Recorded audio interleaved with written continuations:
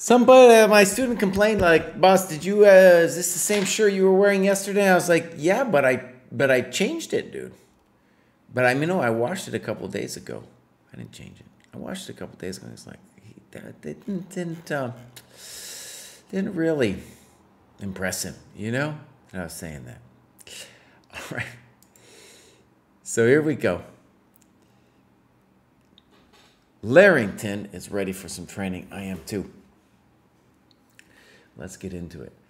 We do this every week. This is the grad show. Kostya joined me the last couple times. Maybe he'll come on. I don't know. He didn't say anything.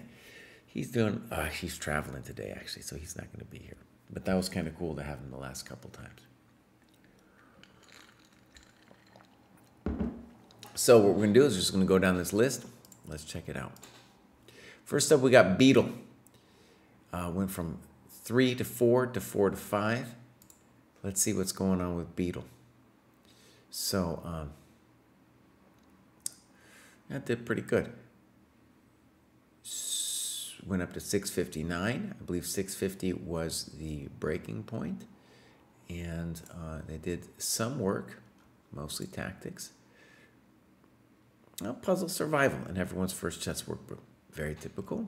Let's see when they joined. So they joined at the end of June. Good. Basically a month and 2 months, let's say. They've been here 2 months. And not that many points. Oh, let's go back. Excuse me. Let's go back here. This is where. So yeah, not that much work. So let's just say 3 hours of work, 3.5 hours. Boom. Get up to the next level. It will be harder the next time.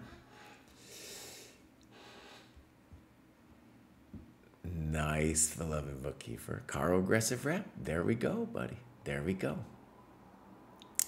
I'm going to hang out with beloved bookkeeper, I think, this weekend. I just signed up for the tournament, Maryland Action Championship. I won the thing a couple of years ago, but I haven't played it too much, you know. Normally action. But it's just one day, so it's less of a commitment, you know. Maybe you can do a little bit of social the rest of the weekend. How should I go about finding a coach?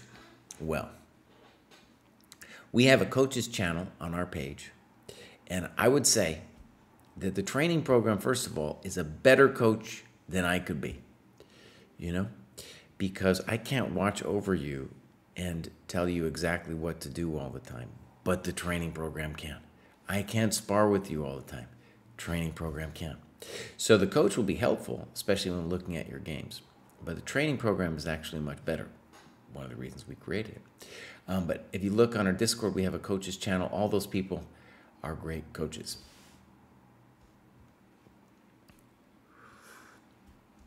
I have no idea what's going to be like on Saturday. The turnout so far, at least online, looks pretty soft. So I don't know. They sometimes have trouble advertising it. So like you didn't even know about it. I found out it by chance. Is it even on the US Chess site? I don't know. I don't know.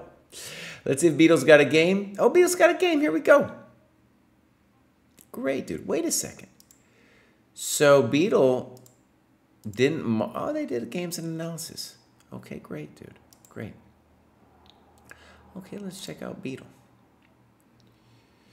So these are Elite Chess ratings. That's why they're so high. And look at this. We have the times, which is always a little bit interesting to look at how long people are taking. Blocking in my bishop.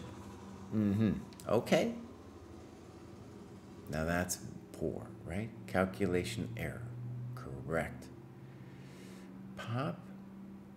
And I think we should say that knight takes e5. It's a little bit better. That way we could support the pawn with f4 after. Because now you're doing okay. And white gives you time like they do. And now you're doing okay.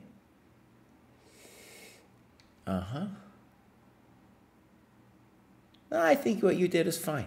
You could also play something like bishop e6.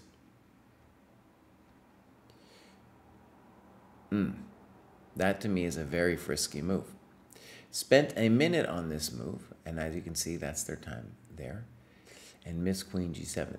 So one of the things we should say about this cohort, right, is we've seen this a lot in the under 1,000, is that the decisive thing that's happening are people are dropping stuff.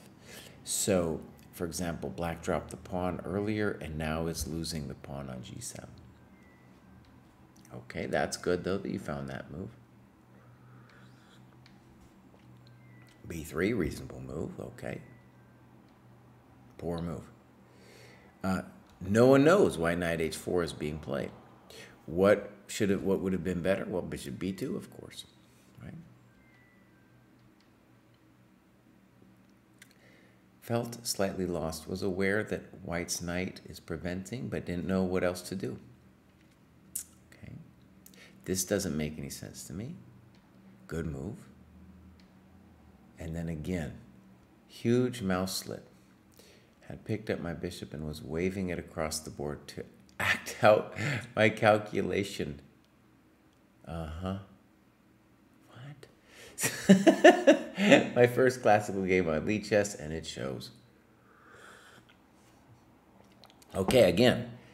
By the way, your position, because your opponent like murdered their knight, you're doing fine. You know, even though you're down a pawn, you go back. This knight's a chump over here. You know? And now it's not only did you lose the pawn, the piece rather, but you improved the knight.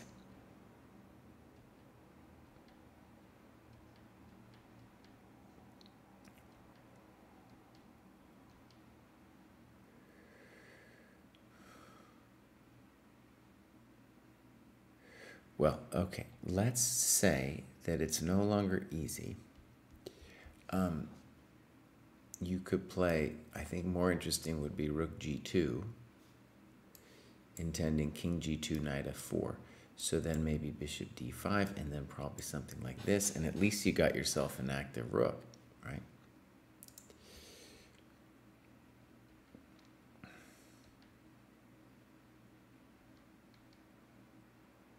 Risk does not pay off. No, it doesn't. Okay, by the way, good move by your opponent. Just trying to simplify things a little bit. Uh-oh. Oh, now people are getting fancy. Oh, man. We're hanging things. Hanging things.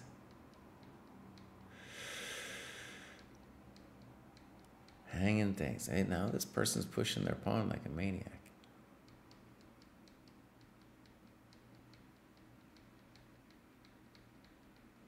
Okay, so good game, and I think it's very clear what the challenges for Beetle are here, right?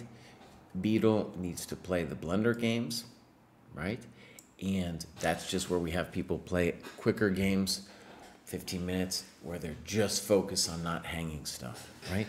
Once that basic ability of not hanging stuff is there, then Beetle is going to make good progress. Okay, good. Well, congratulations, Beetle. And next we have Bodine. Bodine has graduated a bunch of times. Look at that. I downgraded myself after I moved from Lead Chess to ChessCom because I felt that my Lead Chess rating was inflated. I had to work myself up from a 300 rating on ChessCom to 650, and now I feel that I'm in a much better cohort and that my rating better reflects my skill level. Okay, there you go. Some good work done at 60. Let's go click on both 340 points. Now, of course, I guess they started out at a lower level. So there was a little ding that happened. I don't know what that was. I just got dinged. I just got dinged, bows. All right, so 60 points. Look at that. A lot of games and analysis, a little bit of tactics. And look at the time spent. 37 hours, dude. That's for real. And we've looked at, Bodine's graduated before, so this is pretty cool. Let's look, scroll down here. Join the dojo in May. And then we go click on ratings. And so right, the normalized Lead Chess rating is 658. But, you know, it starts at 1500, so Elite Chess is so weird. I think maybe for the lower rated players, Elite Chess is even stranger, you know?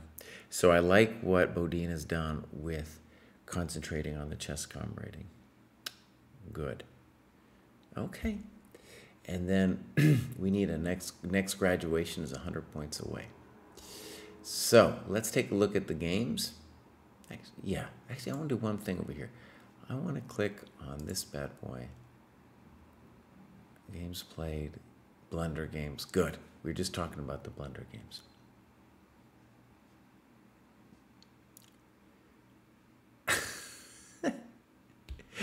This might be a joke, but I think Larrington is saying, I'd love to send you a PGN from one of my bullet games and see where you think I need the most focus. I'll tell you what, if that's a true statement and not an ironic one, it's kind of hilarious. Bows. If you are playing a bullet game, you don't got no focus. Hey, you don't got no focus, Bows. Come on now. Come on. All right. Bodine, let's take a look. This one might be weird. It doesn't have a result, but let's click on the other one then. So here we go. And Bodine is black, so we'll flip it.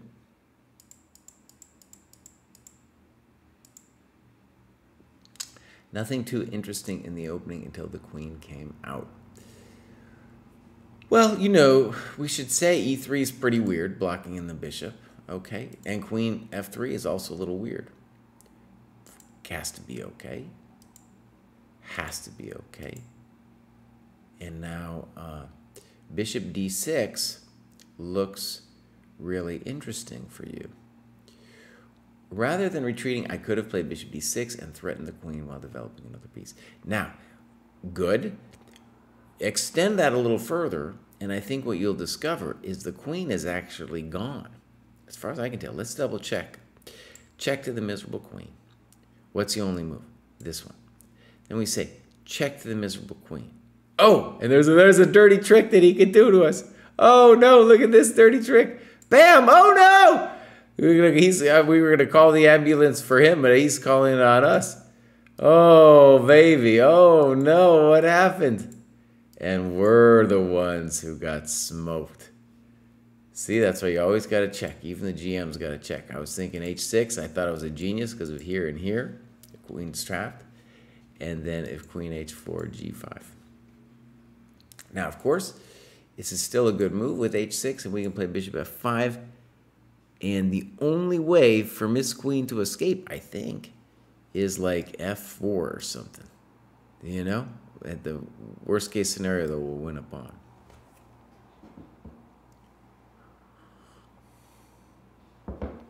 All right.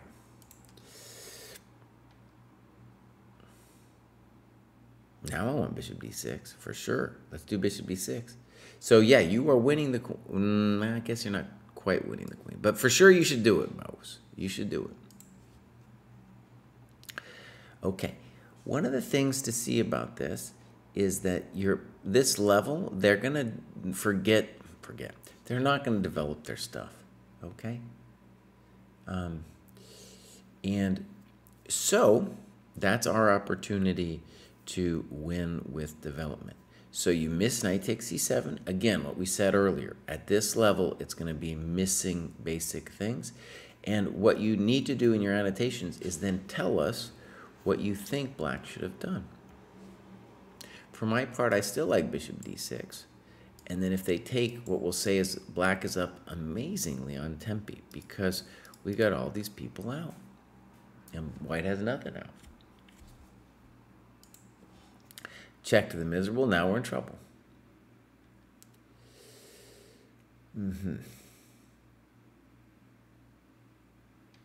Well, good move. And then this has got to be a mistake, gf6, right? Dude needs to play f3. Thank you very much. Uh-oh. But I take it back. This guy's a monster. Look at this. Queen f7. I take it back. Kraai loses again. Now here you need to play knight e6. It's rough, honestly. It's really rough. Man, this guy's coming for you. Check to the miserable. Oh, man. Oh, bows. Queen A7 was the first move. I was like, God, maybe this guy's not a computer, because this is pretty high level, dude. This is pretty high level for what we're doing here.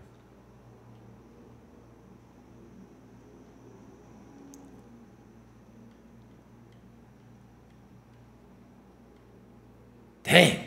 Polgar mate, dude. Polgar mate. Look at that.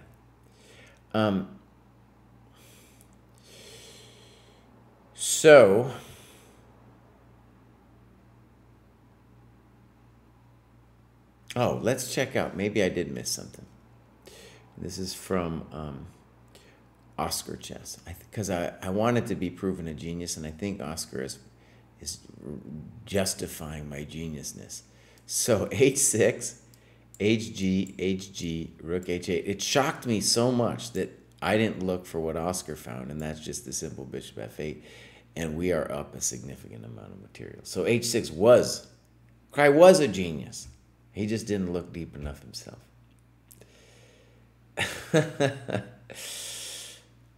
Yeah. Okay, so let's go back, and let me just say, this is very typical of the struggles we see at this level. If you look at the cohort games at this level, we're going to see a lot of people dropping stuff, and that is quite simply the skill set that is necessary at this level, right? To stop dropping stuff. Okay, but Bodine has gone up quite a bit, and we're pumped on that. And then I think it's quite obvious, Bodine, if you're watching this, that the next graduation is all about not hanging stuff, right? That's what it's about. Okay, let's go to the next one. And this is Andrew Rakshasa. Done a lot of work here, and I'm going to read this here. I'm Andrew, and I'm excited for my first graduation. Started OTB at Mechanics Institute. That's where I played for the mechanics team. Lovely old club from way back in time. After a 30-year break from chess, and I struggled initially with nerves, clock, and score sheet. But my most recent performance was USCF 877, and I've completed a majority of the 7-800 sweat work. So I'm ready to soar higher. There we go, dude. I appreciated the focus that came from sticking to the selected duo of tactics books, Polgar and Everyone's First Chess Workbook. As a type A personality, the dojo homework is a big motivator to do the homework, do the work. I'm pushed to study by a desire to see my dojo score increase. So this gamification is a big benefit of the training program. Beautiful. My missing link is currently the sparring work. Family life makes it hard to join the sparring tournaments, but I definitely see the value, especially as it applies to converting winning positions over the board. We have, at this level, we have several middle game and end game positions where somebody say up a piece and they have to win it. I see there are new efforts to tweak the sparring arenas, so hopefully I'll be able to join those more regularly. Right, I will say this, we got this new bot, and the bot is able to, hold on, we got the medical industrial complex behind me. It's on fire. It's on fire over here. So, we got this new bot. I'm still a little bit unfamiliar with it myself, but Kostya gave me a tour yesterday. It's on Lichess, and you just have to join the dojo club on Lichess, and there it will show you all these tournaments that are going on kind of all the time. So we have all kinds of sparring situations. We have the Dojo Classical. All this stuff is going on. We'll see how it works. I think it's going to be great. Basically, from the beginning, we've had the challenge, how do we match people up to do the study sessions? How do we match people up to do the sparring work, right? That's kind of been one of the key things. We've created this beautiful calendar. You can see here These are things that people have put up saying, I'm available to study or play. Let's just click on somebody, for example, and this person is ready to do a game, right? You could say you want to do some book study. You could say all the kinds of different things in here.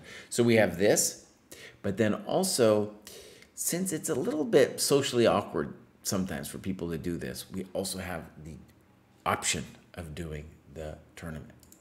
Okay, back to Andrew here. Okay. The biggest benefit of the training program for me is the dojo community, having focused equal players to schedule online classical games with, the plus players review my games, the minus players that offer their games for me to explain my advice.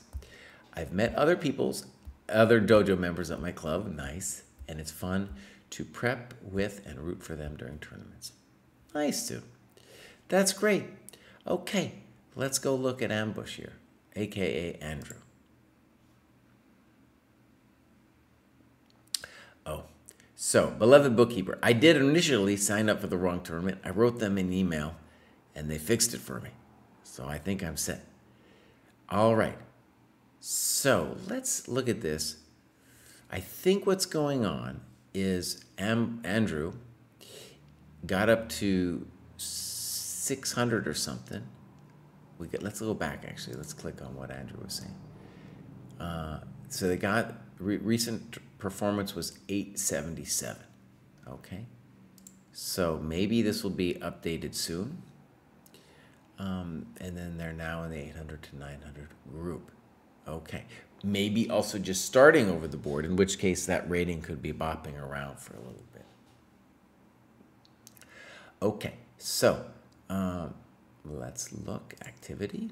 And also let's look at when Andrew joined. May, beautiful. And then we want to look at the old cohort, which would have been this one.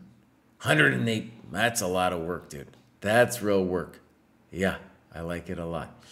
And we got the tactics, a lot of, hopefully we'll see some games. Let's click on this tactics here.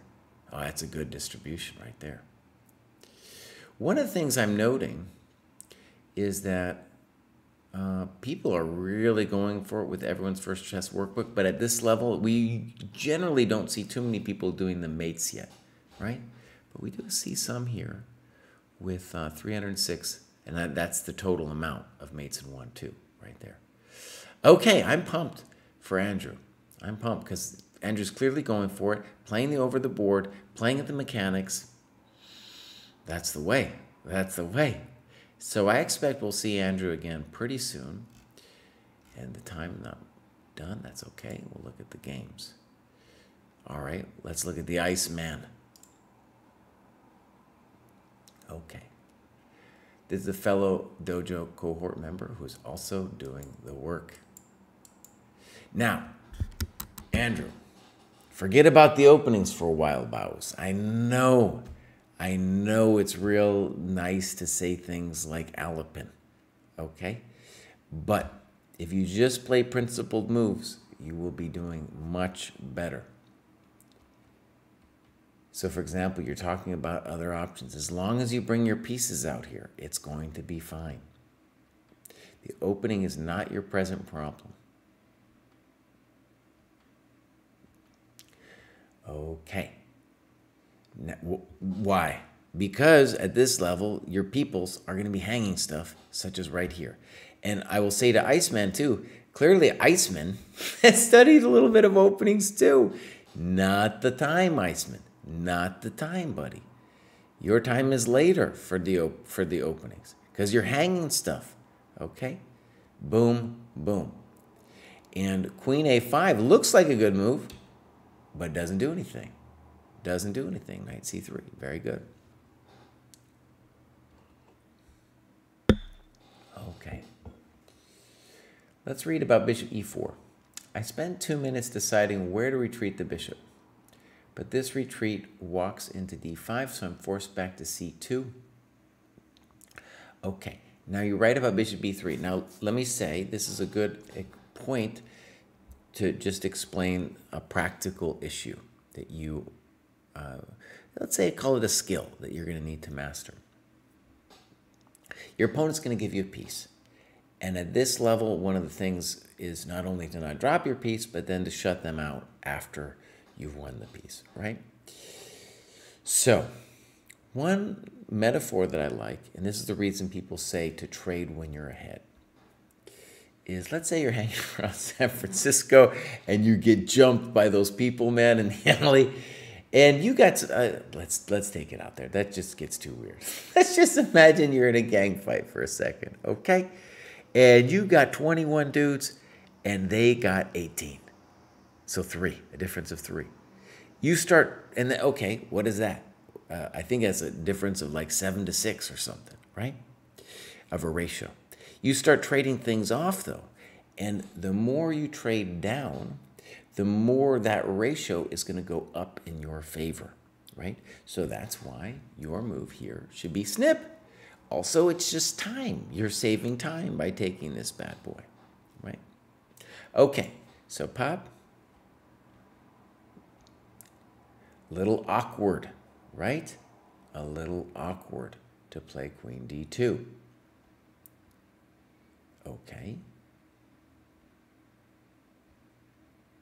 You're still doing fine. This makes me a little nervous because you're hanging the pawn, right? But at this point, actually, your pawn is hung. Your pawn is already hung. Okay. And black didn't take it. Should they take it? Yeah. Yeah. Queen h6, good move. And then now, do we want to trade? Yeah, we want to trade. And then you're absolutely right, bishop e3. Now, one of the cool things about annotating the game is we can assign evaluations. So, for example, you write bishop e3, knight b4, bishop e1, and a slight advantage to white. No, you are completely winning this position because you are up a piece, right? Now, maybe it was, I don't know. I don't know. Part of the art, though, that you'll have going forward is trying to say when you were winning and when you were a little bit better, right? And here, definitely, you're up a piece, you're going to be winning. A lot of the sparring, for example, is you're up a piece. Can you close it out? And then in all those positions, you are technically winning, right? Okay. Which pawn was hanging? The pawn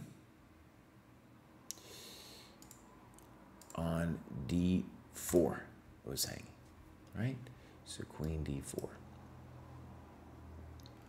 Okay, so here we go.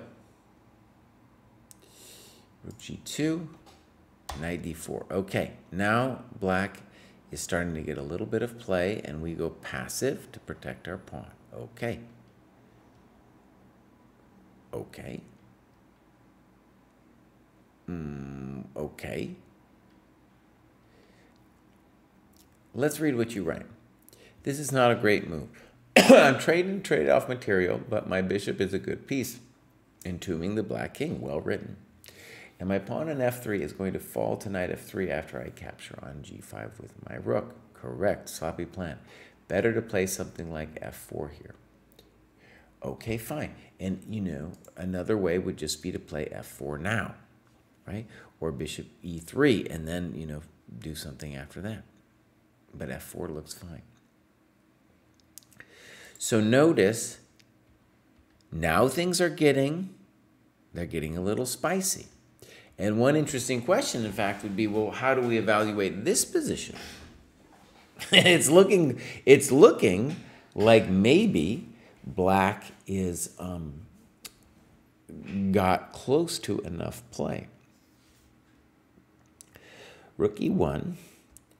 And now it's a fascinating position. Now, one of the things I've said a bunch, people get annoyed at me because they're like, I like doing tactics online. I'm saying, bows. The tactics are all there in your games. So, when you say d4 question mark, tell us what you think black should have done. Because it's actually kind of spicy. If knight c4, look at this. Bam! Oh, no! And then the rook is actually toast. We're going to get it. And then we have a full comeback. So then you ask yourself, well, what should black do? F6 doesn't actually change too much because we'll play F4 and this knight D5 thing persists. So then at some point, what I'd like you to see then is knight C6 actually surprisingly saves the whole day because pop, and then we go pop, guarding the pawn. And of course, if knight D5, then ED, and our knight is defending the rook. Okay. So here we go. Rook E5, pop. Rook takes C3. Correct. Let's see what you write. I decided to trade down one set of rooks with the idea that I've got a better chance of whittling down black's pawn majority with 2 pieces versus 1 than 3 versus 2. Now, again, the main reason is that we're thinking about that force count, the ratio that I mentioned earlier. Also, we just think about quality of pieces. That rook on C8 is more active than the rook on G3. So good. Well, that wasn't so scary for us, right? Okay. Beautiful move. I like it a lot. I like it a lot. You are going to penetrate to this. You have penetrated the 7th rank. And now your opponent goes passive with bishop D7. And now you trade it all off. Good. And now we have what we're going to call a technical ending, which is, honestly, it's great that you won it, but it's also beautiful practice for you to win, to be in a competitive situation against somebody who's close to your level and then have to win this thing. Poop.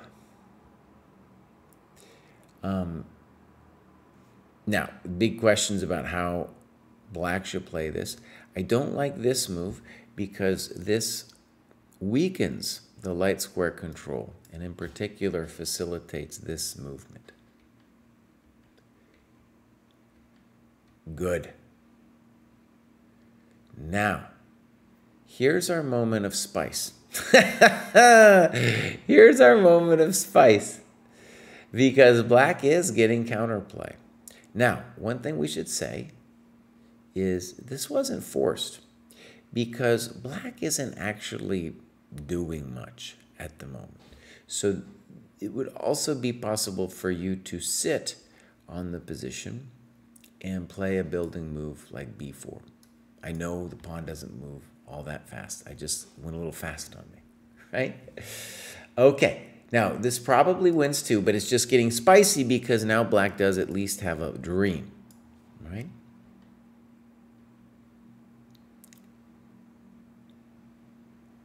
Now, this is a weird statement. Fixing the A7 pawn and defending E2. I think you probably mean defending F1. I see. And they're saying, I know I'm going to capture an attack on E when he goes to E2. Okay, fine. Good.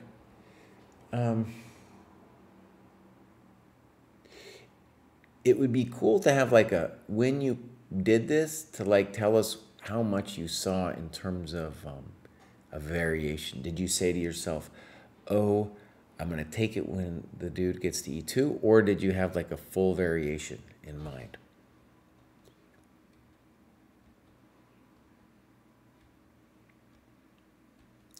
Okay. Whew, man, here we go. So, for example, where I think black might have missed a chance is with F5. Let's just work this out here.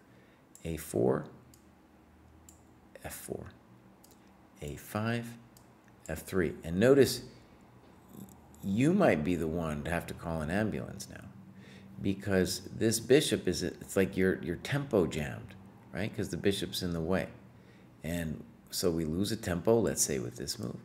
And then black is first. Oh no. Oh no.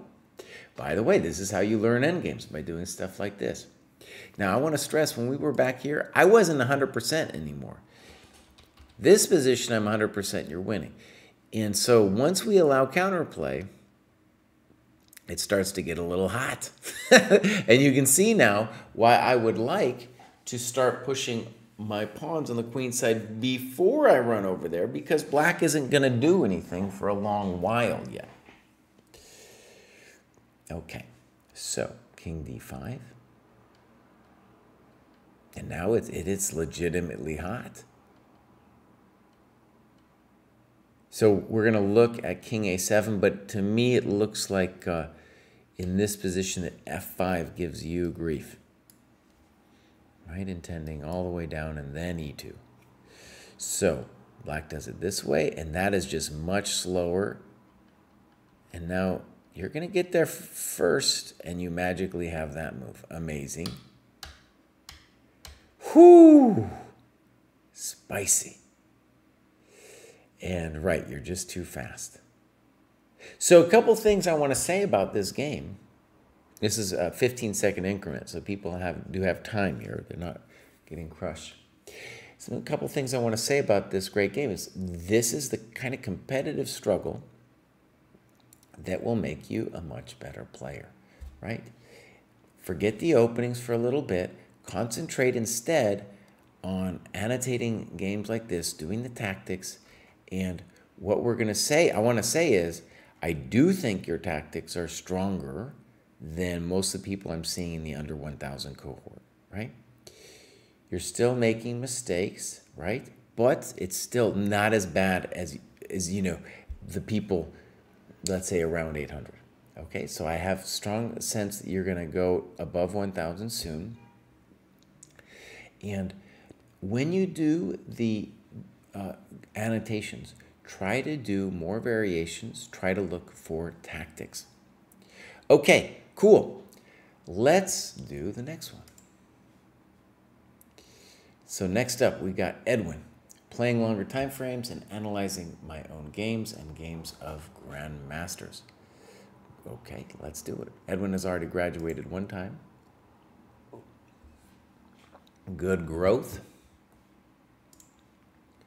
And we're going to go over to the last one. So it looks like games and analysis, and 16 hours of it is how Edwin did it. Let's go look when Edwin joined. Pretty recent, right? So a month of work has brought Edwin up in the ranks. Let's check it out. Edwin's got a game. I'm really happy, by the way, that we're seeing most people who are graduating have submitted a game. Beautiful. And that really is, I want to stress, one of the pillars, one of the 3 pillars of the Dojo Training Program, right? One, that's just a structure to hold yourself accountable to. 2, that it's the art of playing longer games and analyzing them. And 3, that there's a plus minus equal, right? Equal being your cohort. All right, boom, let's look. This is Edwin against Stavros. Edwin, I believe, is black. Okay. So, at this level, they're going to do all kinds of crazy things, Edwin. Okay? It just says it's a book move. Okay. So, look, this is another example. Forget about the openings at this point. And forget about the, it probably wasn't the engine, it's probably just the computer telling you that it's a standard move or something. So let's just talk instead about principled moves. Okay, you get hit with something. Okay, fine, right? Let's talk about the good moves. 1, 2, 3, 4, 5, 6, 7. Those are your best moves. Doesn't matter the names of them or whatever. Those are the moves you need to play. D5. Doesn't make any sense. H5. No. D5. I should have followed the principle of dominate the center. Very good. Yeah, H4. The guy's not doing nothing over there. He's not doing nothing. C3. Again, they're not going to bring their pieces out. Good. Makes no sense at all. D5. Very good. One of the things actually I'm hoping to see more of, and we're seeing a little bit of it here, is that when dojo players are playing against the chumps of the internet, that we often just get a great position out of the opening, not because we're geniuses, but just because we're developing our stuff, right? The dojo way. This is the dojo way. Bishop a3, a6. Don't need it. I move this piece instead. Develop your stuff. So that's a correct move. That's a correct move. That's a correct move. That's a correct move. That's a correct move. Okay?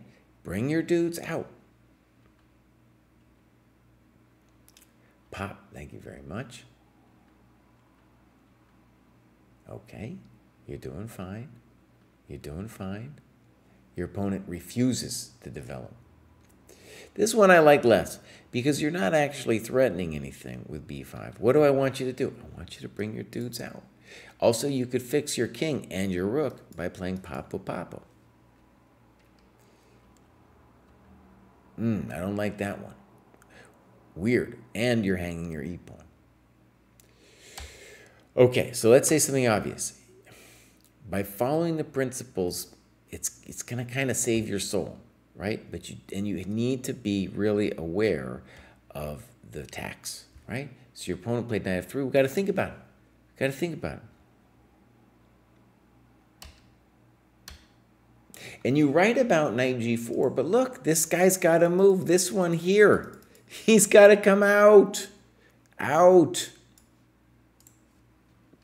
Okay. Boom. All right, now what I'm going to guess here is that you miss the tactic that the knight could move back, right?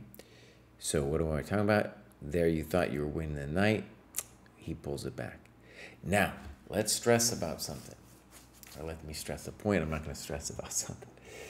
At this level, as you've seen from the other games, there is a strong chance that they are going to blow it, even if they're up a piece, like white is here. So we shouldn't give up hope. And what should we do?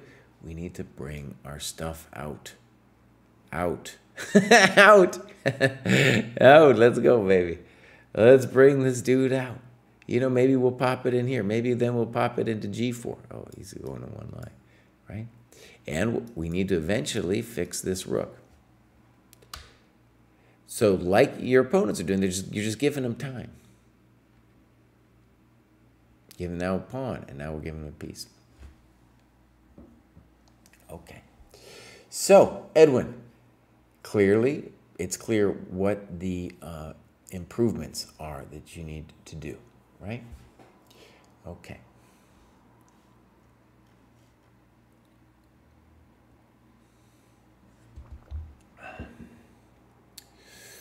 Okay, good. Let's go back. Let's go recent. As you can see, we're moving up the ladder here. Now, sometimes when we get somebody like this, maybe, I don't know. I don't know. So, this is a Elite Chess 1. Let's look at the activity. Oh, we got something. Things are happening here. They joined a couple weeks ago, and they've done a bunch of stuff. This is their old cohort. 4 hours of work, okay. And they've moved up. Have they done a game? They did. Let's go check it out. I think it's a little bit confusing who is who here. But I think it's Heavyweight Nation. Heavyweight Nation. So let's check out Heavyweight Nation over here.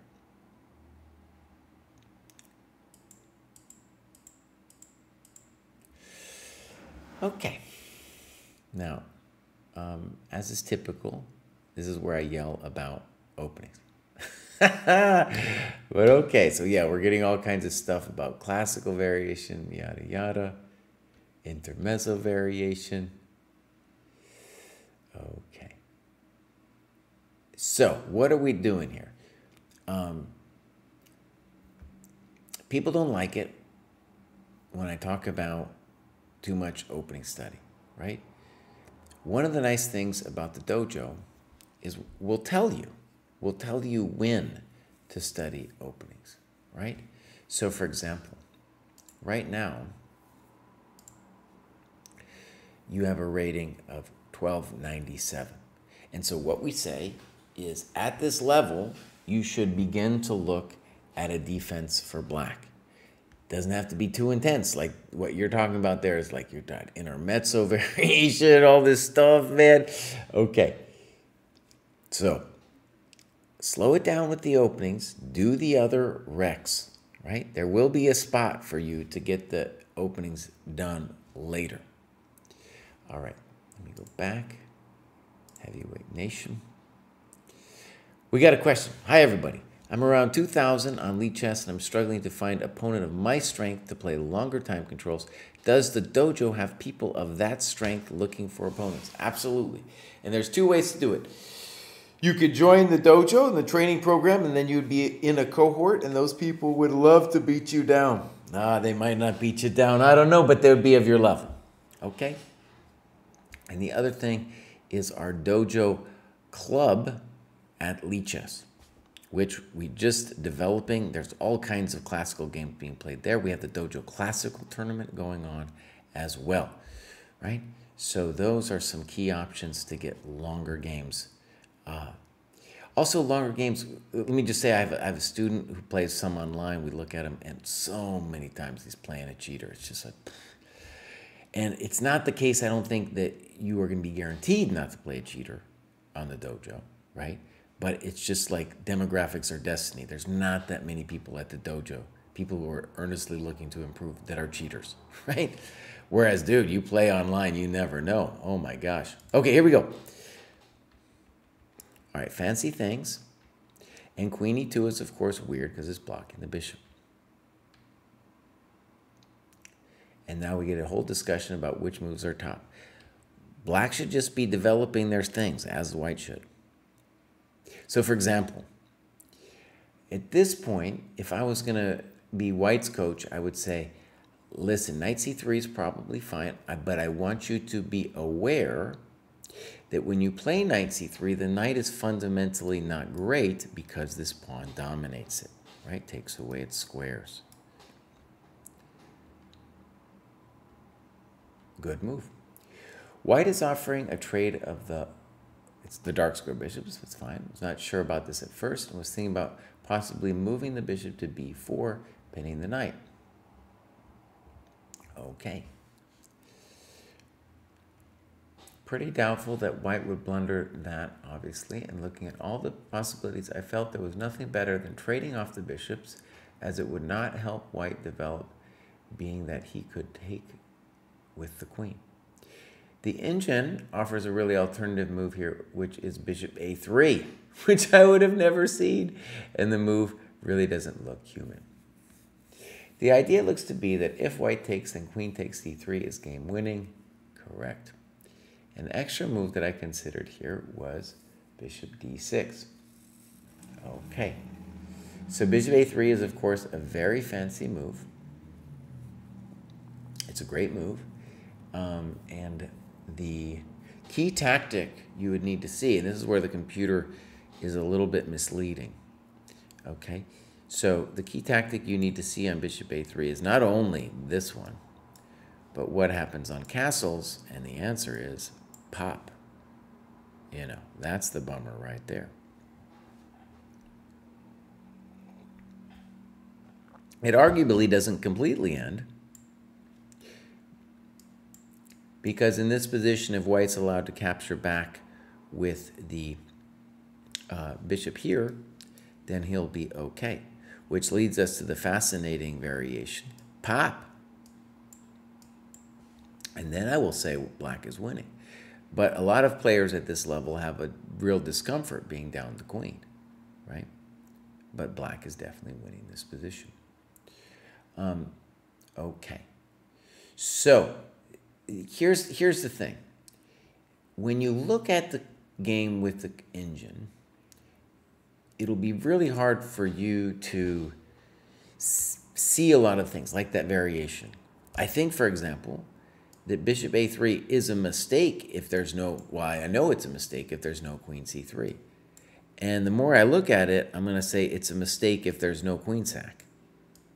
And this is just me looking at it with human eyes, right? Okay. So here's the thing. I don't mind if you use the engine, but do it at the end. At the end, right? Okay. What you're saying, by the way, about the development is all very good, and let's focus on that for a second. When you take the bishop, you're solving white's key problem, which is that the bishop on f1 finally gets to do something, right? So that's why one of these moves, if you don't, by the way, and if bishop a3 doesn't cross your horizon, it's just not going to. If it doesn't happen, if it doesn't happen like right away, it's not going to. A GM, by the way, might find the move by the following method, okay? Is that maybe it just crosses our mind anyway because we've seen something similar, but the crisis for us here in terms of the development, because bishop d6, bishop b4, both of those are unsatisfying because they both lose a tempo, right? That's why they're unsatisfying. So that's why at that point, our brain starts being like, okay, I'm going to look for something more then. You know, I want to see if there's something more going on. Okay. So bishop takes, queen takes, castles, castles. Okay. The engine says also gives a 1.4 advantage here to white, which I really don't understand too much as I felt the position was pretty much equal. Okay. So I don't have too much of a problem saying it's equal, but one thing to really stress here is, again, with the engine, you're not allowing yourself to ask, well, what is going on, right? So let me say a couple basic things. We have opposite sides castling. What does that mean? It means the value of the initiative is going to go up, right? If somebody starts attacking, oh, buddy, right? Big deal. Other really important thing to see is that the white, you could argue, has an extra pawn in the center and on the king side in the center. And that means that there's more potential for white to bully your pieces and to start an attack against your king. You need to see that this knight needs to be improved and that this bishop has no natural home. It would be great if this pawn moved forward and then both of those pieces would have homes. White needs to understand that this knight is terrible, right? It's a terrible knight. It does control e4, so that's good, right? And here is a big moment for black. Do you want to play this rook e8 stuff? Do you want to play knight g6? Big questions. Big questions. Okay. So let's get into it. Rook e8. I feel that's a good competitive move because it offers white some real questions about what to do. So bishop c4. Let's read what you write. Was considering the move b5 here as the engine suggests. However, I felt this was a bit premature and in my opinion, I did not feel like it accomplished anything. Okay, so again, engine questions. Okay, bishop c4 is fruity. Am I allowed to say it like that? Is fruity because of b5. Remember what I said about the initiative. The value of the initiative goes up when you have attack on both wings, right? So what does that mean when you say the value of the initiative goes up? It means that the value of the pawns are always important, but the value of the pawns goes down once we start making a play for the king, right? So the big question about b5 is not bishop d3. The big question is, well, can dude take it with one of those pieces? He can't. So then you know that's correct. We're done. Why? Because you want to throw your pawns in the guy's face. It's not even a question. It's not even a question. You start moving and grooving. Yeah. Okay. So I think bishop e2 is probably correct. It's not easy for white. You know, there's some real questions. And one of the things about bishop e2 is white saying, oh, that knight d5 thing or knight f5 thing, I'm not worried. Excuse me. I'm not worried about either of those. It's fine. And maybe it's true. Maybe it's true. None of those things don't do anything. Right? And then white's just fixing their stuff. And at some point, white should start thinking about launching the boats. The boats, dude. White needs to start thinking about launching the boats. Okay, here we go. Knight f5. Right. Queen f4, good move. Queen h6, probably your only move. The only move that worked in this position that I could see. So now we get this endgame. Forced line here was not much that really could be done. White is plus 0.9 here. Okay, but why? Tell us why white is plus 0.9.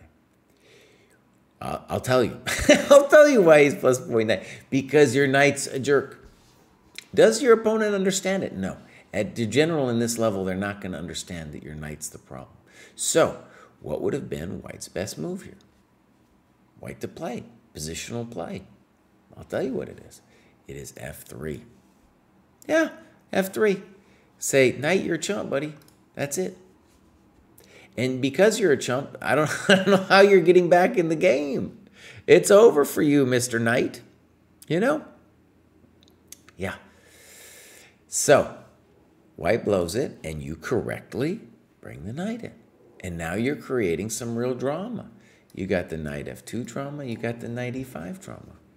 And then your opponent goes for a cheap trick, and now knight e5 wins the game. Thank you very much. Give yourself an exclam. Give this one a question mark. Rook f3, right? No bueno. Oh, Kraai. How come no one told me? My business here.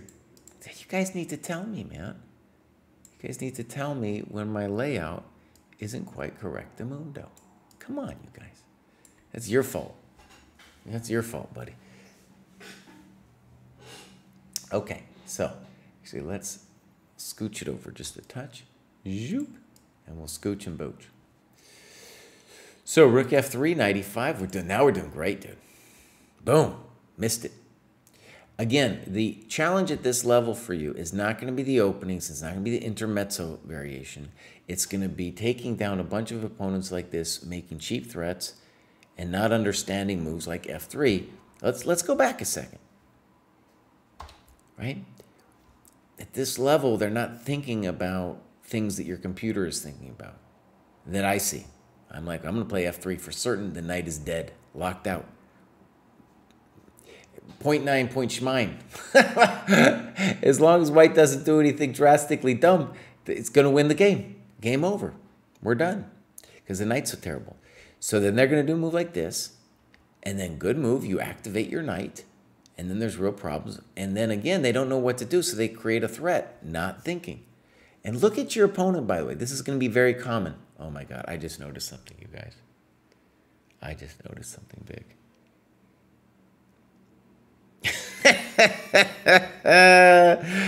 Oh, friends. You guys, they have neither is thinking at all. Neither is thinking at all. They're not thinking, dude.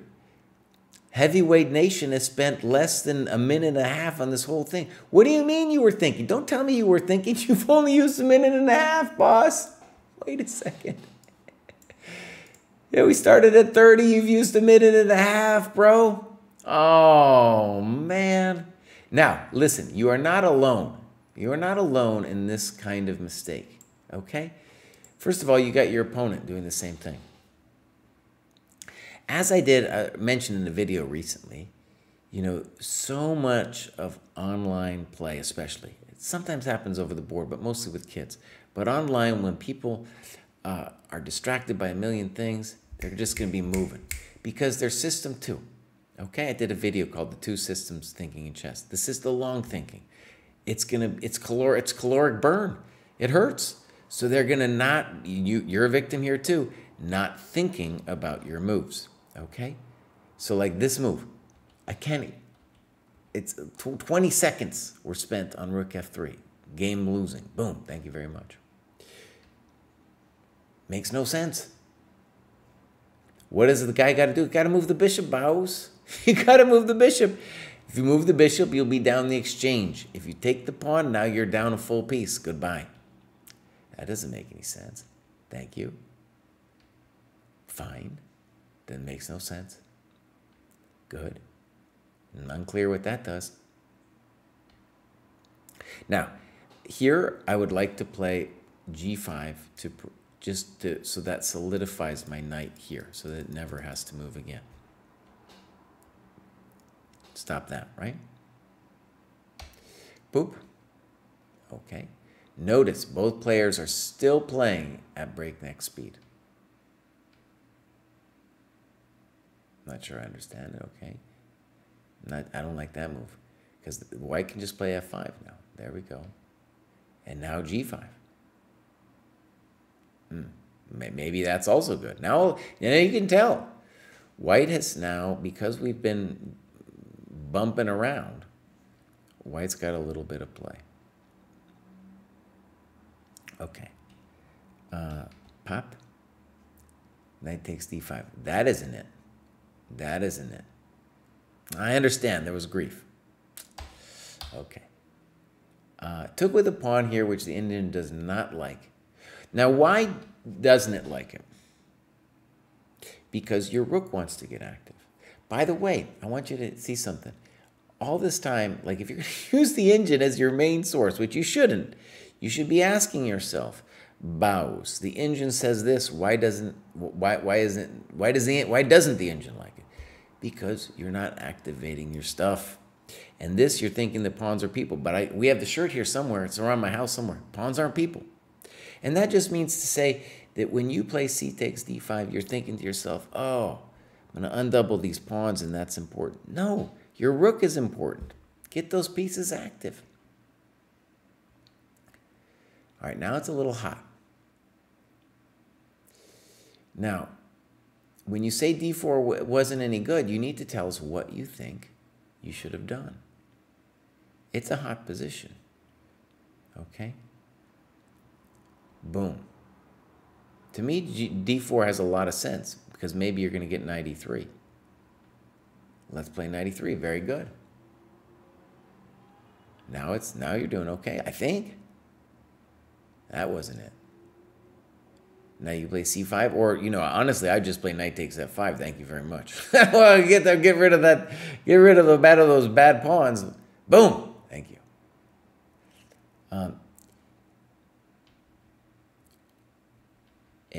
Interesting move here for white.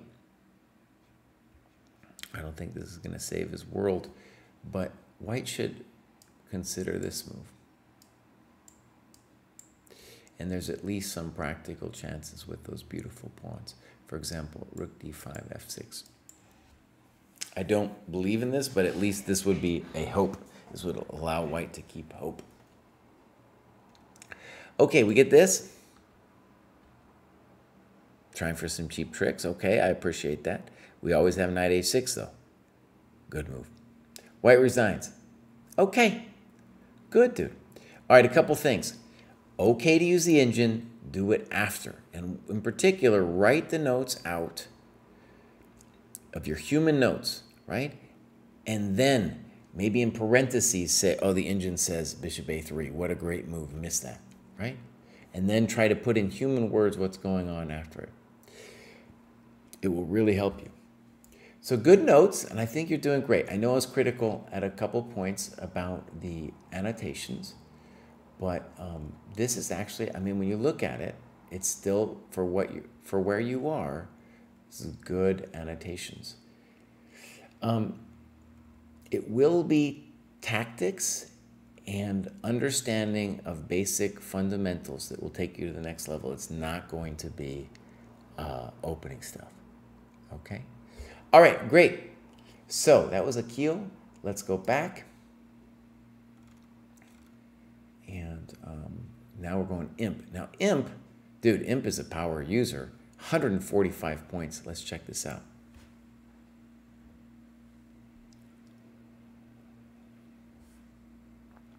Okay. So this is very confusing to me. Imp, what's going on, man? Imp is way up there and is in a lower cohort. Now, I'm not sure. We're going to look deeper, but I think Imp is one of the class of dojoers who are working their way up, trying to like start at a lower cohort to to do the Rex. I think we'll give a look. I think Imp has been here for a while. Let me check. joined the dojo in April. Good. And you can see they've done a lot of these books. Good. And let's just go click on Imp's activity here. So you can see Imp has gone up the ladder. 147 dojo points. That's a lot of work. Okay? And we got some endgame. So, you know, Imp is a student of the game. Beautiful. Imp has been doing it. So I think my hunch is correct, that Imp is somebody who put themselves in a lower cohort and is like, dude, I gotta get through this before I go up, you know, to do it all first. You can see they're doing the maiden twos as well. Actually, it's really cool. You can see they did 10 on this day, 10, actually maybe just in different parts of the day. It's all happening on 8/28. Took a break, did another 20, took a break, did another 30, took a break, and went down. I don't know what happened. From 880 to 860. I don't know. Maybe they marked it wrong. Okay. Great. Let's go actually look at the tactics section then. Okay. Yeah. So it's, oh, that's the puzzle rush, and these are the maiden twos. Great. So we're going to look at Imp's games here. I think, let me just say this. I've said this before. Don't put yourself in a lower cohort. There's a number of reasons to do it. For one, it's unfair to the people you're sparring with. They're not on your level, dude. They're not on your level. You can always go back and do the work. But honestly, we designed the program to be very specific to materials that will be for where you are at. And you are at a higher level than this, Baus. Imp, you're at a higher level, Baus. Come on. Oh, and then we definitely need to see some games, Imp. Okay, so I think we're going to see more of Imp. And, you know, because Imp has put himself at a lower level than they should be, we'll probably just see more coming up. That's good, man. That's good. Definitely some good work. All right. Maybe I'll yell at Imp. Maybe I'll put a little note to self, you know. I'm going to say, yell at Imp. Yell at Imp. Because I do, every time I do at our Discord, I celebrate the people who graduated. And we're just going to yell at Imp a little bit. Okay. So, boom. So, now we got AT Spanish. Let's see what's going on, AT. I have a feeling this is... okay. We don't have too much going on. Let's see. Just a bunch of tactics. So I think this is probably a newer person. No, they joined in March. They did some stuff. Not that much. And then I guess they have just now... It's confusing to me. So they might have felt like they... This is very confusing to me. So they were in the wrong cohort to start, right? So you can see AT Spanish, right, 1400, but they've been at this level for a bit, right? So really they... yeah, they were already at the level. They were already at the level. Okay, cool. No games, I don't think. Oh, we do have one. Let's go look. So this is AT Spanish. B3. Okay, fine. Good. Boom. The engine says this move was fine, but I consider it a mistake. Okay. There's all kinds of things you can do. And I think D4 is interesting. Right, like you say, you're playing to blunt the bishop. Okay, let's give it a chance. By the way, normally I yell at people for not developing their pieces. And I could yell here. I think the dojo move is knight f6, just to say, let's go, let's develop our stuff. Yes, you can also take the pawn. But d4 is interesting.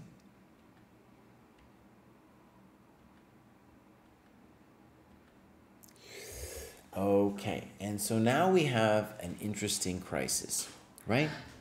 Where it looks like white is crashing your d4 square. And unfortunately, it reads like you're using the computer. Like when it says inaccuracy, bishop d7 was best, that's usually like the Lee chess thing or something, saying that. Okay. So in order, for example, to play bishop d7, you, of course, need to see what the computer is seeing, which is that when white takes, you are getting pressure on the e4 square, right? And also that when they do it this way, that you will have indirect protection of the knight. So it doesn't matter that when the computer says Kashmuter, you need to understand why it's correct. You can't just be like, oh, that was better. No, you need to understand, boss. Okay, so pop, and then a6.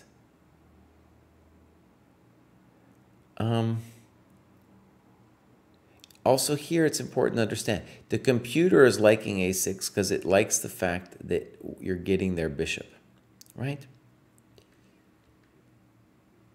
And now you played a6, which I don't like, because you could just develop a piece with bishop d7, right? And then we don't, like that line that you give is interesting, white's up a pawn, but we have no idea what the guy's going to do. We just know we got to develop our stuff, right? This is not a developing move, and they get to do this and do that. And now you are worse. And one of the things that, well, let's read what you write. My bishop is pinned to g7, so I'm several moves from castling. Meanwhile, my opponent can castle or move his queen out and has a comfortable advantage. King safer, no isolated pawn. Bishop is well placed and controls the center of board. Okay. So what you should understand is that you do have some practical chances because you do have an asset. Okay? And the asset is this unopposed bishop here. Are you still worse? Yes. But if you fix that piece, and you got two ways of fixing it, then you will have some chances, okay, to hold this thing together. Okay, so Castle's not a huge fan of this move, okay, because at the very least, it introduces a move of queen d3. Got to talk about that bad boy because white needs to play d4 at some point themselves. Notice, though, that if they play d4 now, you got bishop b4 check. So it's not actually the easiest thing to know what white should do here. Maybe castles is, in fact, the right move, but oh my gosh, it looks like you have some counterplay after queen d3. Okay? Now, what are the two methods to get this bad boy out? Notice, if he ever gets out, you own the light squares. Method number 1. And method number 2, right? Simple as pie. So you still have good practical chances. And on queen d3, white needs to come up with something a little magical. It's no longer easy, no longer easy. The human move here, for example, would be queen f3. Maybe. But then you got some pawn weaknesses and probably a5 followed by bishop a6. Notice we're going to keep the king in the center now. No need to move him, castle him anymore. Probably play f6 at a later date. Maybe king f7 after that. Okay, so queen c7. I don't like it. d4. Now this computer analysis, you guys, it's killing. It's killing you. It's killing you. Good accuracy, queen h5 was best. d4 certainly looks like the human move, right? Queen c7 I don't like because you left the d file in that beautiful, tasty d3 square. But d4 is certainly a thing, and I get it. You have the tension on g7. But queen h5 is a little computery. Okay. Good. Okay. They're finally fixing their business. Now notice in all these moves, you're not fixing your main asset, right? You have to be aware, like hyper aware, that any chance you have of survival has to involve the bishop. In fact, I haven't seen the rest of the game, but just note to self, how long will it take for black to fix the bishop? Good move. Bishop b7. Okay, good. Now, white should be trying to stop that bishop from doing anything. And there's a couple ways for white to try that. That ain't it. Oh, maybe, oh, no, I don't like it. I don't like it. It's just a cheap threat.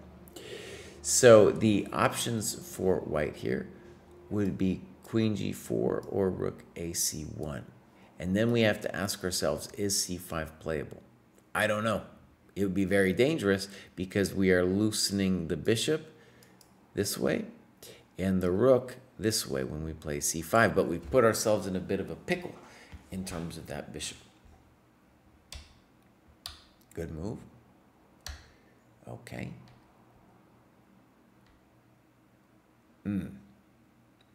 Not thrilled about bishop b4. Now maybe our position is truly nasty here, but it would be nice to think about either bishop a6 like you write or a4. Okay. Good move. Inaccuracy. h5 was best. No, you got to try for c5, Baus. You've got to try to get the thing out. This computer's killing your soul. Okay, big moment for white here. Okay. And a4 is interesting. One big question for me would be, what about a3 for white? That would be my big question. And I think the key variation would be rook here and then, oh, it's hot actually. It could go like this. Rook e1 takes exclam. Notice, pop, pop, no bueno. That's pretty hot, dude. Now we can do this, but then bishop d5, exclam, and game is still going on. So what does that mean? It means a4 maybe is an exclam move from this person. Now, they could obviously play a simplistic move like knight d6 as well. That can't be bad, right? Maybe that's the simplest too. Play knight d6 and then aim for rook d1, d4, snipperino, right? And black has an interesting question about where to put the bishop here. Okay. Now, rook c8 is definitely the human move. I get it. You missed knight d6. Okay. So, one of the interesting things here is the computer is telling you some evaluation, but when I'm looking at it here, you know, there's real questions about, well, maybe you're just lost, you know, maybe you are. I don't know. It's kind of depends on variations, human variations, right? So like maybe the computer's telling you rook d3, okay? Maybe the computer's telling you a5.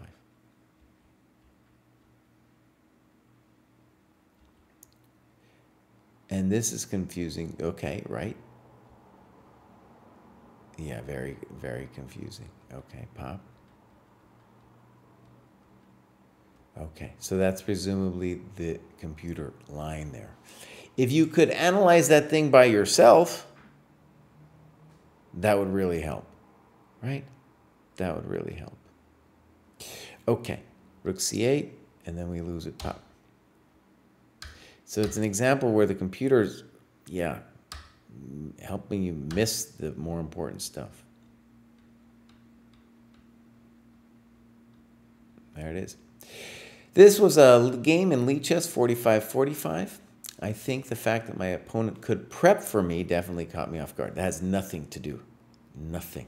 Nothing to do with the results of this game. And I didn't think through early decisions like I should have. That's what the clock is for. Overall, even though I was not ever winning, the engine says I played with 90% accuracy. Engine's not helping you here. My assessment of this game is that I spent a lot of time trying to calculate variations, but sometimes missed what the position was requiring me to do. Okay. Yeah, so this game is an example of where I think what I'd like to say, what we need is some dojo culture, right? In the sense that, no, this is not the way the dojo analyzes the game. You can use the computer, but do it after. And this kind of business, oh no, that's a sign of a poor annotation. You know, that ain't it, Bows. That ain't it. It's not helping because it's obscuring what you need to do, which is by analyzing what's going on with your own mind, you can get good at tactics. You can get good at evaluating positions. And you can use the engine later, like let's say you're confused, but don't use it right away. And what does this mean? What does this mean? I don't know what that means. Doesn't mean anything. Okay, rants, Kraai. You've got a lot of rants, buddy. Okay. Also, a lot of the mistakes that the computer's spotting here, right? They're mistakes for a much higher level, not for your level, like D4, right? D4 from this level, I'm just happy that the guy played it. You know, finally. I'm going to play knight C3 or knight D2 next. Thank you. Thank you. Right?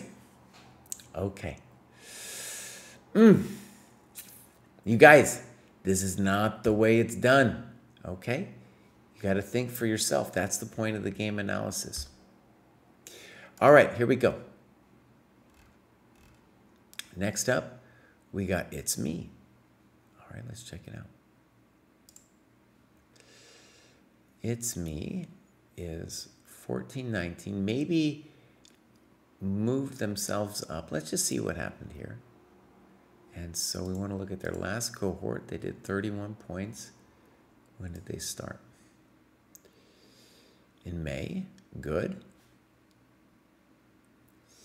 And we look at the ratings. They've fallen since joining the dojo, I guess. But also they were somehow in a lower cohort.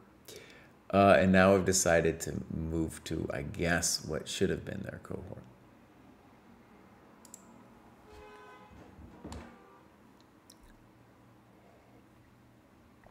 Okay, this is a pretty good breakdown. Pretty good time breakdown, too. Okay. Beautiful. Let's click around a little bit. We got games and analysis. Let's see the tactics. Maiden twos, beautiful. Beautiful. Yeah. Let's see what they did for endgame. Beautiful. Okay. Let's see what's going on middle game strategy. Well done. Okay. So, I'm hoping that It's Me has some games for us to look at because with the work here, especially if there's a little bit more, we'd want to see some progress, right? We hope to see some progress. Let's click on out for a second. So this is It's Me from France. And let's look at their rapid rating for just a second. And right, it seems to be bouncing around here. So the highest was 1805, right? Definitely in the wrong cohort. Okay, let's go back and we'll see if they have some games here. It's Me against Dinwiddie Chess. Okay. The time control is a little funky since we had to reset mid-game due to a connection issue. Okay, let's look.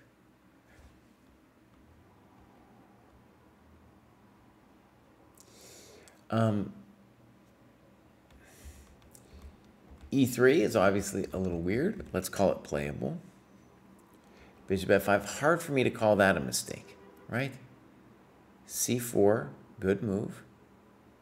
e6, and they would transpose into a Slav here after c6. And so e6 is interesting because it then gives you this question, right? Okay, my friends, we are in a spicy situation now. Because now black loses the tempo with queen c8, which you should celebrate. You should do a little dance after they do it. But the interesting question for me becomes, well, what would go down on this? Yeah, that's where it gets a little spicy for Jesse over here, you know, because queen b7, I'm just nervous. It needs talking to. We need to talk about it, you know, and then knight c6, pop, probably just, well, I don't know. It's hot. So right, the hope would be if ed, queen b7, knight b4, bishop b5. We're not done yet. There might still be like knight fd7. I don't know. This is hot. This is super hot. Okay, in any case, black gives us a tempo. Thank you. Good. And they go passive. Bishop e2, bishop e7. Let's read what It's Me says. Coming out of the opening, I think the position is more or less equal. White's pieces are mostly well placed, and he has a good central space advantage. However, black's f5 bishop dominates a key diagonal, and my own is consequently passive on e2. Okay. And then they talk about bishop d6 potentially being stronger. Okay, so I'll give you my 2 cents here. I would say you definitely have a small advantage here, and this is some of the things I see in the position. You have got 4 pieces out, and it is your move. So let's call it 5, 2, 1, 2, 3. This doesn't count, right? So you're up 2 tempi. That's number 1. 2, your pawns are a little bit better. They're occupying more central space. 3, this knight's a chump.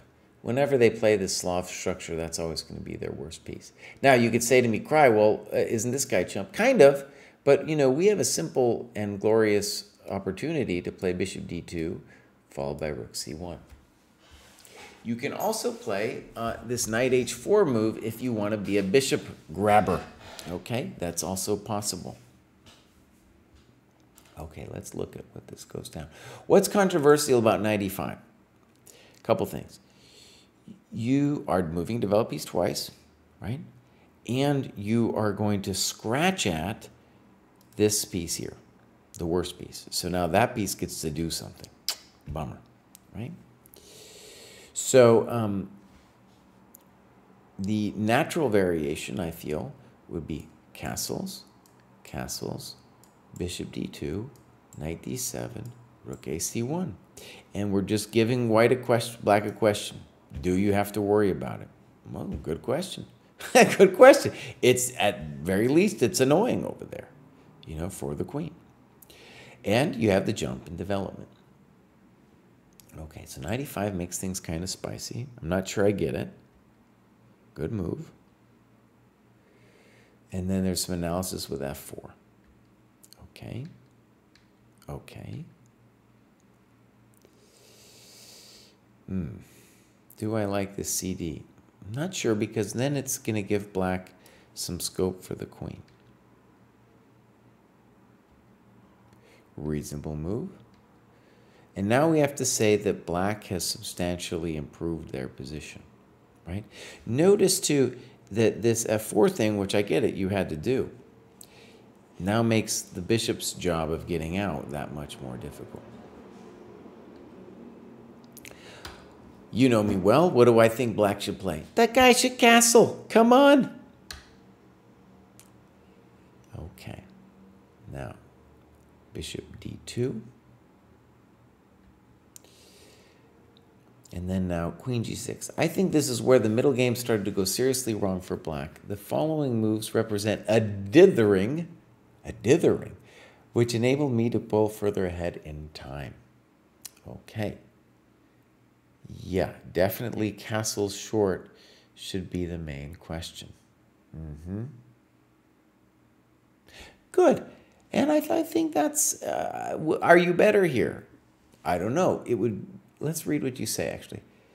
I feel that his central kingside space advantage still gives white the easier game.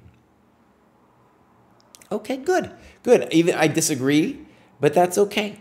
That's okay. And one thing I want to point out is I want you to see that this knight is poor and that this bishop is poor. The knight is poor because it's being body slammed by these pawns, right? But yes, it's still an exciting game. So at this level, what are they going to do? They're going to lose time. Queen g6. This is losing time. Thank you very much. Now, way too frisky. All right, things are now going to get really interesting. G4. Holy moly. Bishop e4. b4.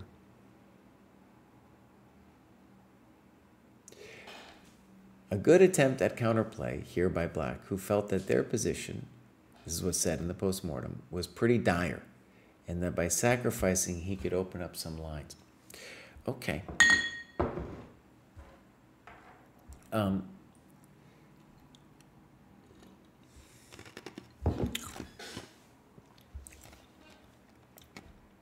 Why are we giving up a piece?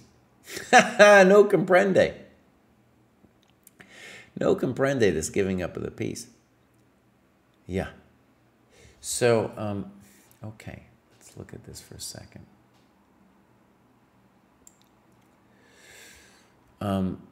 Why isn't Black, I mean, Black is in trouble, but why aren't we just moving the knight back, Bows? What are we doing? What are we doing? Knight d3, thank you very much. Boom. Boom. Now, you're right that f5 you could have done on this move or on the last move, and it would have made your life a little easier, but you're still totally winning this thing. And bishop g3 probably is fine. I like king h1 better because we have to deal with this. And then it's just horrendous for Black to trade queens. Now he's just toast. Bishop b4, end of middle game. These are good notes, by the way. I was happy to have achieved this position since I feel that the material advantage and the ability to make a protected pass pawn, plus the more active rooks, give white a winning endgame. Okay. I like what you're saying. Boom, now we got a blunder. This blunder is, for me, the #1 turning point I can take from this game. Overall, following the dust settling on the queen trade, I felt that I had traded my dynamic advantage of a threatened attack on the king side into a static one. Oh, this is big words, okay. Okay, I'm okay with what you're saying. However, it was at this point that I got complacent, good, and despite taking a 2-minute think, I did not pay any attention to my opponent's resources, thereby blundering away my advantage. Okay, really good notes, and what I want to stress is this complacency, it's very common even at higher levels, okay? And again, whenever you have something where you feel like you've done something terrible, I want to stress it's not just you. You will find it in your opponents. Your opponents will make the same kind of mistake, right? Okay. The gift will be given back later in a different game. Okay, so here we go. Bishop d2. And now, by the way, it would be great, it's me, if we had some times here to describe, the state of things. And as you can see, we're obviously at a higher cohort than we were at the beginning of this grad show, but it's still tactics like this that are destroying our possibilities. Now, big question for white. Big question for white. How do they want to play this position? I think what they did looks looks fairly reasonable. It's hot, though. Let's walk through what happened and then talk about, well, maybe one question, too, is did white really give away all of their advantage? That'll be an interesting question. So the way it went down was pop, check to the miserable king. King g2, pop to the miserable bishop. Knight f5, pop. Knight e3, rook h2, king g3, rook a2. Now, is this position hard for me to evaluate? Oh, yeah. Oh, yeah, this one's a hard one, man. I don't know. This one's hard, especially since we've lost so many pawns. Well, I don't know. You know, this one's hard to judge. Okay, so for that reason, it would be good to reflect after we've blundered it here on just the question of, well, was there better? Did I have something better than this? And I'll just say, for my sake, a move that interests me is knight f5. Okay?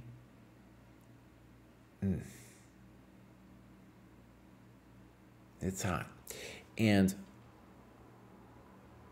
right. So instead of sacrificing my pawn center, I am giving up the exchange. Maybe they don't even, well, it's going to be hot. So for example, on h4, that might be a very good move. Okay? And there we're definitely in full control. So then the question becomes, well, how do I evaluate this position? And this one's interesting. The simple idea here is that our two pieces are, especially, yeah, our two pieces, the knight on f5 is a god here, will create drama for black. And I want to stress, it's not like something that I'm 100% sure about. It's just an interesting claim here. And this is where going into the analysis is really important after the game, because we want to gain a sense of how we would evaluate this position, right? So again, we're 1,000 pawns down, but our knight and bishop might coordinate. And I think I'm threatening to take this bad boy immediately, right? And if they take, I'm going to strongly even consider taking with the bishop. I'll consider taking with the pawn too. Both are interesting though. Okay, this is just an example of things I would want to think about, because this position, good move by black, good move. This one's hot. All right, this one's hot. I don't know. Now, furthermore, shouldn't we investigate FG here instead of just F5? Right? FG seems very plausible to me. My opponent makes another tempo mistake as the king is now offside, and the rook will have to move again anyway. Good. Good. This is a very common mistake at this level and, you know, even higher. People don't appreciate their king. I love your move, king e7. Is it very hard to evaluate what exactly is happening here? It is. Very hard to evaluate. And one simple question here is, will you be able to soften up the black position to give your knight some kind of square, something to do? It'll be an interesting question. And that's one of the reasons I want to look at FG. It's not just about the pawn. It's like, well, now I got, my rooks are doing some stuff. My knight can still land here. When you play at f5, it might look like a cool pawn move, but it got rid of the knight square, Bowers. Got rid of the knight square. Okay. So here we go. If you're just joining us, this is the Dojo Training Program. These are people who have graduated from one cohort to the next, 100-point cohorts. They've done the work, they've done the annotations, and now now I'm just giving it to them. Now I'm just laying into them, you know? Full Monty over here. These are some good notes, though. By the way, what you can see too as we're going up the cohort is the level of notes is definitely improved, right? Okay.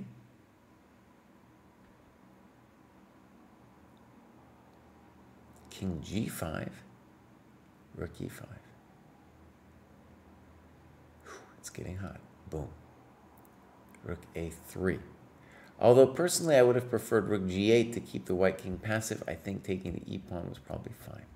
However, now that black has given white the opportunity to trade rooks, the active king and advanced F pawn become too much for black. Nice. And a win is out of reach at this level of endgame skill. Okay. Maybe even at Magnus's skill. I don't know. This is rough. And by the way, we got to debate this a little bit, you know, about how black could possibly try to prevent you from messing with them. I think it's hard. It's really interesting, right? You just have one pawn, but your pawn is more advanced, and that F pawn looks like a goner. So this is a fascinating position. Pop, pop, pop. And you write with this variation with B5 and say maybe it's too late for a draw. Anyway, right, indeed. You might be the one with the coconuts here. Okay, good. We could have played knight E5, of course, too.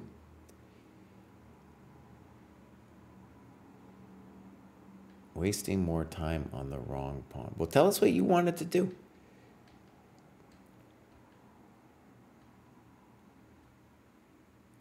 Okay. Thank you. Now, one of the things that's interesting about this move, first of all, this king needs to play like king E8 to try to get in front of your own pawn, right? And then on this move, you need to strongly consider king E7 or king E6 to get this bad boy rolling. The only thing of importance in this position is your pawn. That's the only thing that's important here. Is he rolling or is he not? And to me, he looks like he's rolling. So this is the key variation for me, right? Yes, the dude can check, but it's just going to be a free tempo when I slap him with F6. And then you ask yourself, well, how does black stop this pawn? I don't know. Looks bad. Looks to me like this was probably the only move, right?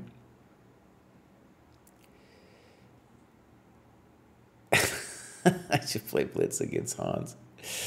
Okay, here we go. Check the miserable king. I don't like it. You're pawn hunting. Now your knight's a little funky. C5. King E6. Now it's hot. Now the thing about C4 here is it's going to activate your knight. The other interesting thing it's going to do is, well, we have questions about the race. B4. Oh my gosh, it is really hot. F6. B3.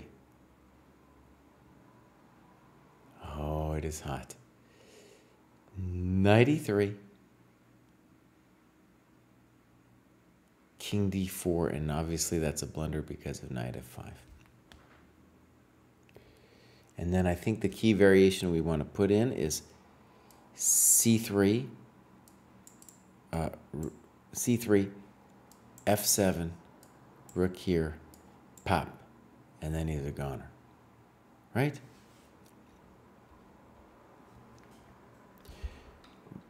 The other and then this is actually a big deal that this pawn queens with check. So for example, pop, pop, pop, pop, pop.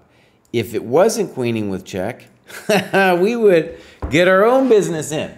Holy pashmoli! Is he rolling or is he not rolling? That's definitely the question. Definitely the question. Poor Hans, huh? Poor Hans. That dude's rating went down after the cheating scandal. Doesn't look good. Doesn't look good. Okay, so that was great. It's me. That was a really good annotation, dude. That was a great annotation. That was really good. You have some fancy words in there like static and dynamic. I think I know where that's taken from. It's fine. It's fine also to do this end of middle game stuff that you're doing, end of opening. And even though I might disagree with, say, this evaluation, I'm glad that you're writing out what you're thinking, okay? And then, to me, right, if you can understand why this is controversial, then I think you're on your way, right? From a positional standpoint. And then, of course, the bishop d2, let me just tell you, it's gonna happen to Magnus, it's gonna happen to everybody, you know, to miss some move like that. Okay, and then again, while we're doing our annotations, like, yeah, analyze this position out, because rook cd1 wasn't the only game in town. Okay, I really enjoyed that one. All right, so next up, we got Crazy Tom. And Crazy Tom says, I found Polgar and the Dojo Classical League are what I do. I also read Silman Endgame 1-5 and wish I sparred more, but don't check Discord in the summer. One thing about this that I want to say is we do have this new bot up. And the idea is that it's going to be hopefully much easier to schedule sparring. There's going to be these tournaments on Lichess happening basically all the time. And the bot is the one organizing. So we don't have to have like someone on point. And that's why we had the weekends, right? That was where a lot of the sparring was happening. Boom. Now we're hoping it'll be a little easier. Let's check out Crazy Tom. Crazy Tom has gained 99 points. I love the fact that we have an over-the-board rating here. Nota bene that as you move up in the cohorts, you start seeing more and more people using their over-the-board rating. This is great. Let's look at the activity, and I want to see when Crazy Tom joined, May of this year.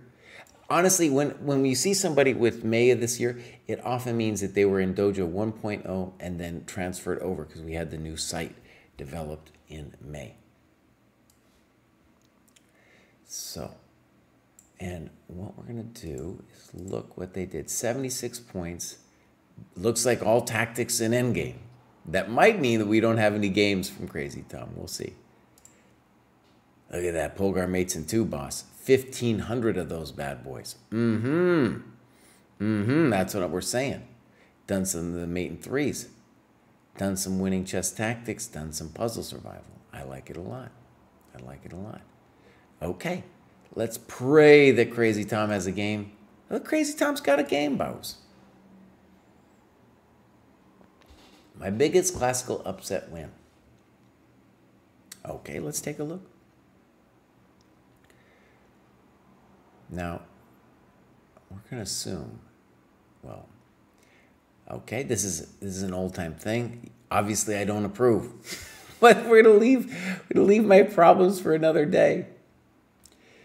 White accepts an inferior exchange variation. His knight is misplaced. Good. And we're hoping that at some point you play maybe c6 to just shut him out completely. Okay. Okay, good move. Look at that. By the way, c6 in a lot of ways isn't losing time because the white knight on c3 is now so bad that white's going to have to spend a lot of time on their end fixing it. One thing I just want to say, a quick note, is yes, you got their good bishop, but you also developed their queen in this exchange. Like you move, they move, but when they move, they develop. Okay? So I just want you to see that from that perspective, bishop f5, a little bit controversial. Knight f6, you know. Okay. Boom, good. Knight e2. Let's give props to white because white senses that they've got to fix that thing. Their poor knight. Okay, good move. Good move. So notice the very exciting game, actually. Rook e1. Good. Now, at some point, one of the big questions is if and when you are going to play g6 to dominate the knight on g3. Okay. Knight f8. Right. Okay. I don't have any big problem with this. But then knight f5 is going to be, let's say, mildly better for white. So just put it out there. The point of g6 is maybe to put the bishop there, but also just to say, Baus, I don't want you coming in. Okay? So knight f8, dude comes in. Knight g6, and now bishop g5.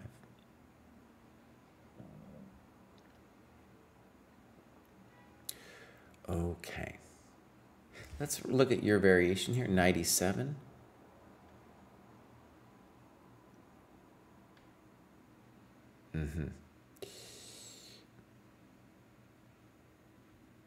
Okay, this is interesting. So this is a big moment here. And knight g6. Question is this bishop, how strong is it? Maybe it's not. Maybe you're fine here, actually, with knight g6. What do I want white to do? So what's the problem? If white plays something like bishop g3, then we can play knight e4. And then on bishop g5, we have this knight e4 move, which we're going to look at in a second. But we also have the simplistic h6, because pop, pop, pop, rop, and snock isn't going to do it for white. You played knight e4.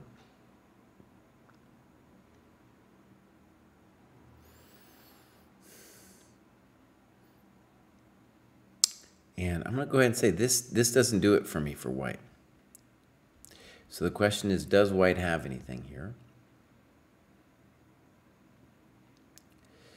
And the first question would be, well, what about this? And then this one.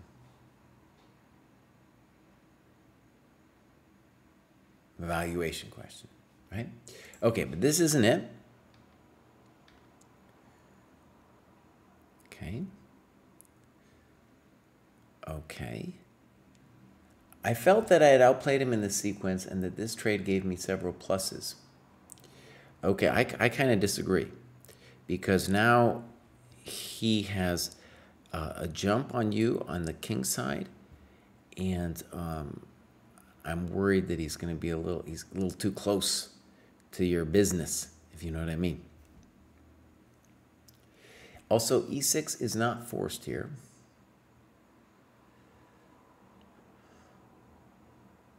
Interesting position. White, let me just say, white can consider other things besides e6. It's not forced.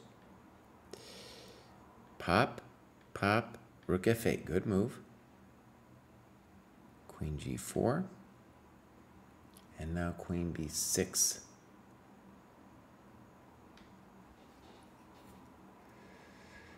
Right. And rook e7 is indeed a great move. It would be, I think you're saying you didn't find it with the computer, and that's good, right? Boom. And the beauty, of course, is when you played queen b6, you were thinking that you had a substantial threat. We've all been here before.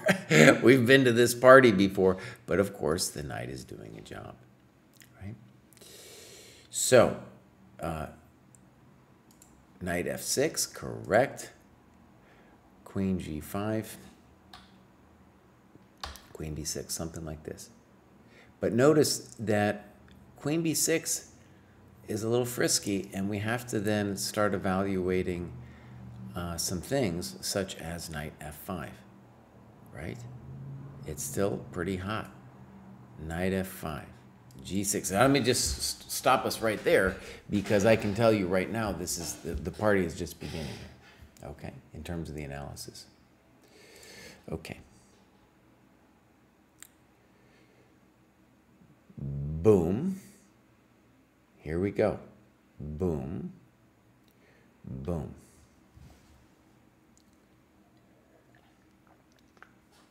Now, my friends, white believed black in this position that queen takes f2 was going to be a crushing body blow. And maybe it is,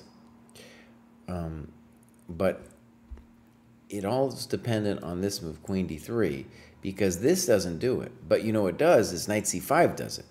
Oh no. That's why I'd want to see that variation in there. So we're going to say, well, I think we got a little lucky. This rook takes f5. If it looks like it works, so it deserves an exclam. And then all of a sudden here, you're back in business, right? Okay. Yeah, you're totally back in business, and you got a double attack on the f2 and the b2. Great, dude. This is, oh, the Hilton Parsippany. And so what this is U.S. Amateur Team East, under 2,200. I was there, dude. I was there. I was at that tournament. Nice. Be cool to know what the white player's rating was, because you know this is your greatest upset. Okay, question. Where's David? I came here just for banter between Jesse and David. David did this pro-family move, moved his kids out to Europe with his wife there for a year so that the kids could learn French. We're hoping that David comes back, but he just moved over there, and so it's taken a while. His internet connection's all nasty and stuff. So, yeah, that's where David's at. Can blacks solve their problems here? I think maybe. Queen e6, king h8, and now queen e1 is definitely completely passive. Well, they do have a thought there. They're going to hang all their coconuts when they do it. But the other one, for well, maybe no. I'm going to have to do a take back here. The other thing was interesting was rook.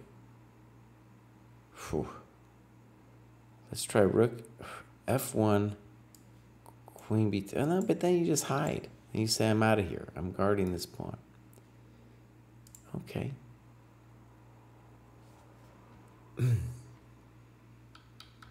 Yeah, so all of a sudden they're in big trouble. Big trouble. So what are we saying here? Rook f8, they're already like crispy critters? Dang. Already crispy critters? Man, that's evil. Dude, look at this. Look at this thing that happened. Knight f5. Bang! Bang! And there's no way. There's no way. Oh, Matthew, you laid down the law here, buddy. That was a nice one. Now, by the way, let me just give a little word to the wise here. When the force counts like this on the king's side, you should distrust a queen move away from your king. Now, obviously, you're going to say, Kraai, what are you talking about? I won this game, buddy. But obviously, like, he should have something here with rook e7. And white probably thought he was just crushing you here. It looks amazing, but then, boom, who are we calling the ambulance for, son? And even rook e8, ain't doing it. You still are in control. All right, now here it's going to get fancy. Pop. Okay. Pop. And I think you're just in full control here. H3, A5. A4, thank you very much.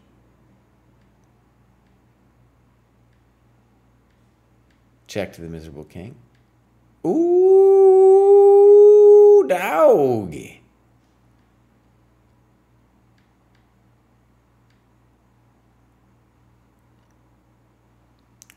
Okay. Okay, I get what you're doing. Pop, good. Dang. Dang. Oh. Wow. Look at what dude came up with. Look at this, you guys.